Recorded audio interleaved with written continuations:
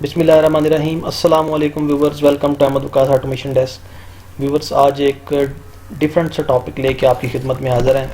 आज का जो टॉपिक है इसके अंदर हम देखेंगे कि सर्वो मोटर जो होती है इसकी जो प्रोग्रामिंग है पीएलसी के अंदर वो किस तरह से की जाती है और किस तरह से जो है इसके जो स्टेप्स हैं वो बनाए जाते हैं इसको चलाने के लिए। तो आइए चलते हैं प्रोग्राम की तरफ। तो प्रोग्राम की तरफ बढ़ने से पहले मैं आप सब लोगों से रिक्वेस्ट करूँगा मेरे चैनल को लाइक करें, सब्सक्राइब करें ताकि टेक्नोलॉजी से रिलेटेड जो वीडियोज़ हैं वो टाइमली आप तक पहुंच सकें। तो व्यूवर्स, ये जो प्रोग्राम है ये बेसिकली हम फैटेक पीएलसी के अंदर डिज़ाइन कर रहे हैं। तो ये फैटेक पीएलसी का सॉफ्टवेयर है हमारे पास, विन प्रो लैडर। तो आइए चलते हैं, स्टार्ट करते हैं। सबसे पहले हमने इसका जो है न्यू प्रोजेक्ट ओपन करना है। फाइल में जाएंगे, न्यू प्रोजेक्ट ओपन करेंगे तो यहाँ पे प्रोजेक्ट नेम पूछेगा। प्रोजेक्ट नेम हम लिख लेते हैं।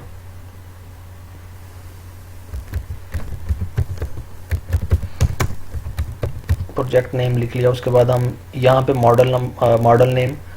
तो यहाँ पे एक बड़ा इंपॉर्टेंट पॉइंट है जो मैं आपसे शेयर करूँगा कि जब आपने सर्वो चलानी है तो सर्वो चलाने के लिए आपने जो पीएलसी का मॉडल है वो एमसी सेलेक्ट करना है। एमसी सेलेक्ट करेंगे और ओके करेंगे, क्योंकि एमए जो है वो सर्वो नहीं चला सकती। सर्वो चलाने के लिए हमें हाई स्पीड पीएलसी आउटपुट चाहिए होती है।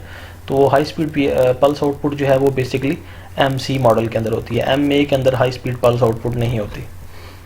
ओके कर देंगे।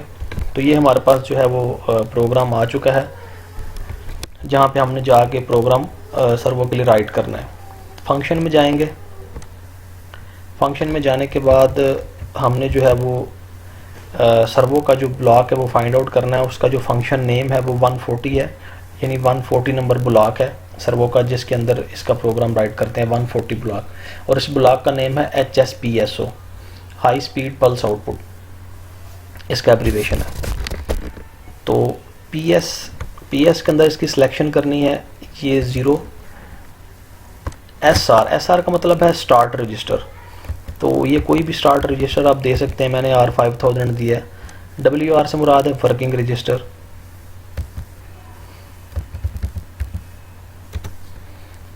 जी व्यूअर्स, तो यहाँ पे मैं आपसे पीएस के हवाले से कुछ इन्फॉर्मेशन जो है वो शेयर करता हूँ कि इसमें हमने 0 क्यों लिखा। तो आइए चलते हैं। पीएस जो है बेसिकली ये पल्स आउटपुट है, ठीक है जी। तो इसके लिए हमने सिलेक्शन करनी है। ये मैंने लिखा है, इसके अंदर ना 4 ऑप्शन हैं 0 से लेके 3 तक। 0 में है कि Y0 एंड Y1, यानी जब हम सर्वो को थ्रू पल्स चला रहे होते हैं तो हमने जो पीएलसी की आउटपुट है उसकी सिलेक्शन जो है वो इस कमांड के थ्रू करनी है। अगर आप 0 सेलेक्ट करेंगे तो आपकी जो पल्स है वो Y0 और Y1 पे आएगी। और अगर जो है आपने सिलेक्शन 1 कर दिया तो फिर आपका जो आउटपुट सेशन है वो Y2 से स्टार्ट होगा, Y2 और Y3। अगर आपने 2 कर दिया तो इसी तरह Y4, Y5, अगर 3 कर दिया Y6 तो Y7, ठीक है जी। तो एसआर का मैंने आपको ऑलरेडी बता दिया कि ये पोजीशन प्रोग्राम स्टार्टिंग रजिस्टर है। WR जो है ये starting register of instruction operation है, ठीक है जी। और दूसरा ये है कि जो ये WR जो है वर्किंग रजिस्टर जो है इसके अंदर टोटल 7 रजिस्टर जो हैं वो यूज़ हो रहे होते हैं। 7 रजिस्टर्स किस तरह से यूज़ हो रहे हैं, यानी अगर आपने R6000 लिखा है तो R6000 से आगे जो 6th रजिस्टर है, यानी इंक्लूडिंग R6000, R6006, यानी अगले 6th रजिस्टर जो है वो इंगेज्ड हैं, उन्हें आपने दोबारा प्रोग्राम के अंदर यूज़ नहीं करना। तो इसी तरह ये एंड पे 3 इंडिकेशंस हैं, एक्ट, एरर और डन। ये बेसिकली इनका जो एक्ट का मतलब है कि आपकी जो सर्वो है वो एक्शन के अंदर ये नहीं चल रही है। एरर का मतलब है अगर ड्यूरिंग रन इसमें कोई एरर आ गया, ये प्रोग्राम नहीं रन हो पा रहा तो ये एरर आ जाएगा। और जब आपने जो कमांड या जो आपने स्टेप इसे दिया जब वो पूरा हो जाएगा तो ये डन की इंडिकेशन ऑन हो जाएगी। तो यहाँ पे आप जो है वो मेमोरीज लगा सकते हैं इंडिकेट करने के लिए कि आपकी जो सर्वो है वो किस कंडीशन में है।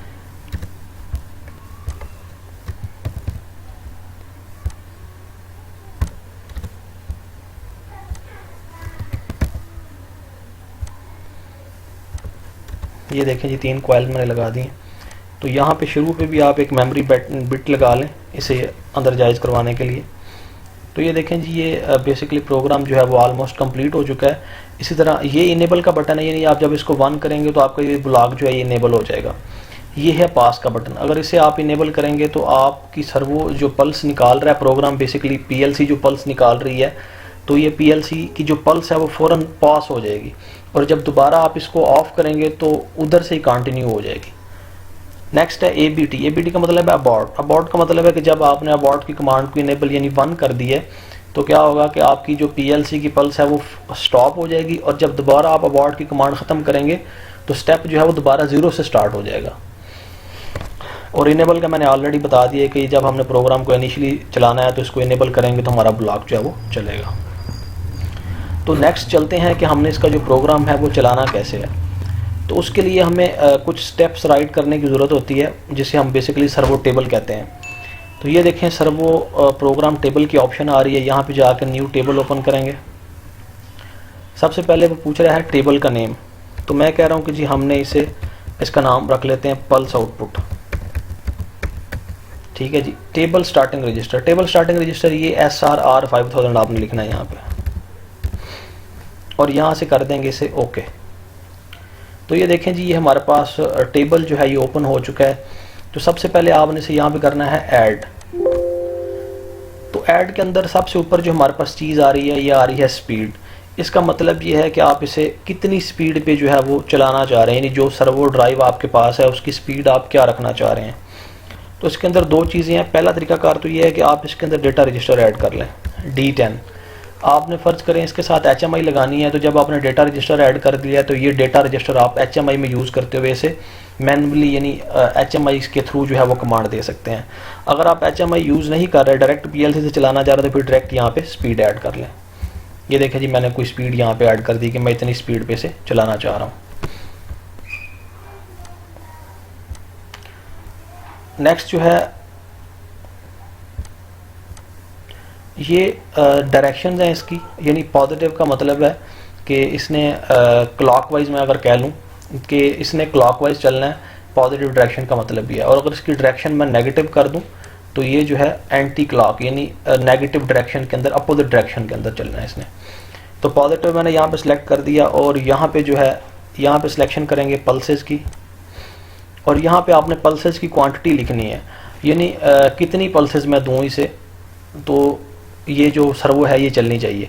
तो बेसिकली ये पल्सेस और स्पीड जो है ये हम जो सर्वो ड्राइव यूज़ कर रहे होते हैं, ये उसके इंटरनल अपने कुछ पैरामीटर्स हैं, जिस पे मैं इंशाल्लाह नेक्स्ट वीडियो के अंदर आपको डिटेल में बताऊंगा कि किसी भी सर्वो ड्राइव के जो है वो कौन कौन सी स्पीड की सिलेक्शन किस तरह से होती है और कितनी पल्सेस के बाद वो अपनी एक रेवोल्यूशन कंप्लीट करती है। तो फिलहाल मैं आपको जो है वो बता देता हूँ कि स्टेप्स जो हैं वो किस तरह से डिज़ाइन करने हैं। तो ये हमारी डायरेक्शन होगी। बेसिकली डायरेक्शन जो है ये पॉजिटिव है, यानी इसने क्लॉकवाइज चलना है, और यहाँ पे हम पल्सेस, ये मैंने पल्सेस की सिलेक्शन कर ली है, और यहाँ पे हमने लिखनी है पल्सेस की क्वांटिटी। मैं कहता हूँ जी फ़र्ज़ करें ये 2000 पल्सेस जो है हमारी PLC जनरेट करेगी, तो हमारी जो है वो एक रेवोल्यूशन कंप्लीट हो जाएगी। तो इधर भी सेम सिनेरियो है, अगर आप HMI यूज़ कर रहे हैं तो आप यहाँ पे डेटा रजिस्टर भी ऐड कर सकते हैं। बहरहाल मैं यहाँ पे डेटा रजिस्टर नहीं ऐड कर रहा, मैंने डायरेक्टली जो है वो अपनी पल्सेस यहाँ पे डिफ़ाइन कर दी हैं, कितनी पल्सेस पे मैं इसे चलाना चाह रहा हूँ। नेक्स्ट है वेट टाइम। वेट टाइम का मतलब ये है कि ये कितनी देर वेट करे, यानी एक स्टेप इसने कंप्लीट किया उसके बाद ये कितना वेट करे। वेट टाइम यहाँ पर ऐड कर देते हैं। उसके बाद go to next. Go to next का मतलब ये है कि ये स्टेप कंप्लीट करके अगले स्टेप पे चली जाए। उसके बाद है एंड। एंड का मतलब है यानी एक स्टेप इसने कंप्लीट किया और स्टेप कंप्लीट करने के बाद स्टॉप हो जाए, दोबारा ये फर्दर कंटिन्यू ना हो। अगर इसे नेक्स्ट कर देंगे तो ये नेक्स्ट स्टेप की तरफ चली जाएगी, जो भी हमारा नेक्स्ट स्टेप होगा। यहाँ से इसे कर देंगे ओके। तो ये देखें जी, ये हमारा स्टेप जो है वो डिज़ाइन हो चुका है, उसमें सारी डिटेल आ रही है कि आप इसको 1000 की स्पीड पर चलाना चाह रहे हैं, इसकी डायरेक्शन जो है वो आप कंट्रोल करना चाह रहे हैं, और इसकी जो पल्सेस हैं वो 2000 है, और आपने वेट टाइम भी लगाया है, और गो टू नेक्स्ट, ये देखें गो टू नेक्स्ट भी आपने किया। यानी एक स्टेप डिज़ाइन हो चुका है, और जो जो पैरामीटर्स आपने स्टेप के अंदर डालने हैं वो सारी डिटेल जो है इसके अंदर आ चुकी है। इसी तरह अगर आपने फर्दर स्टेप्स डिज़ाइन करने हैं तो वो आप फर्दर स्टेप अपनी रिक्वायरमेंट को देखते हुए, यानी अगर आप नेगेटिव डायरेक्शन में चलाना चाह रहे हैं तो ये देखें, ये फर्दर आप स्टेप्स जो हैं इसके स्टेप बाय स्टेप डिज़ाइन करते जाएंगे। तो इस तरह से जो है वो हम सर्वो मोटर जो है उसकी वो प्रोग्रामिंग जो है वो करते हैं, और अपनी रिक्वायरमेंट को देखते हुए जो है हम किसी भी मशीन की सर्वो मोटर को जो है वो कंट्रोल कर सकते हैं। तो व्यूअर्स, मैं उम्मीद करता हूँ कि ये सर्वो मोटर का जो लेक्चर है इसकी आपको बड़ी अच्छी तरीके से अंडरस्टैंडिंग हुई होगी।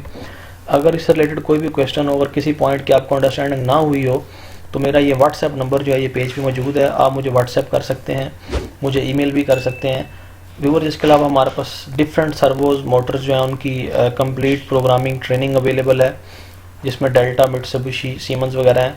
इसके अलावा तमाम PLCs की कंप्लीट ट्रेनिंग भी अवेलेबल है प्रोग्रामिंग के हवाले से, और सोलर का जो VFD या NVT इसकी भी स्पेशल ट्रेनिंग करवाई जाती है। थैंक यू सो मच, दुआओं में याद रखिएगा। अल्लाह हाफिज़।